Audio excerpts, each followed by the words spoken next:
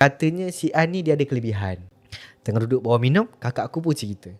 Yang si An ni dia sebenarnya memang ada masalah sikit. Sebab dia sejak masuk tadika, dia selalu cakap dia nampak benda itu, benda ini. Kadang-kadang dia pun kalau aku tengah balik malam, dia cakap, Mama, ada kakak ikut mama lah, tapi kakak tu busuk, An tak suka. Lepas tu kakak dia pun beritahu, aku pun ada bawa juga An pergi berubat, pergi jumpa pakar-pakar. Mula-mula aku ingatkan masalah mental, sebab dia macam berimajinasi ke apa. Lepas tu bila bawa pakar cakap dia bukan berimajinasi. Tapi ada satu masa tu bila aku balik, dia tak nak cium suami akak. Tak cium ayah dia lah. Dia cakap muka suami aku tu muka macam muka-muka binatang. Tu aku bila bincang dengan suami, better kita bawa pergi jumpa yang beragama Islam lah. Dah bawa pergi jumpa berubat semua.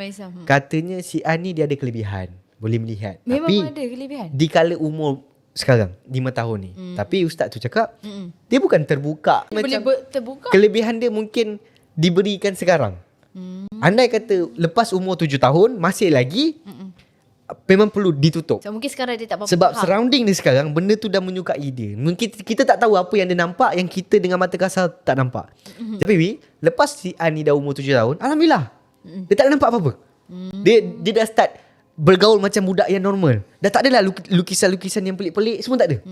So dia bila berkawan ke apa, bila kadang aku balik tanya, An, mana kawan An? Kawan yang mana? Kawan yang An lukis dulu tu. Oh, tak tahu kawan tu hilang.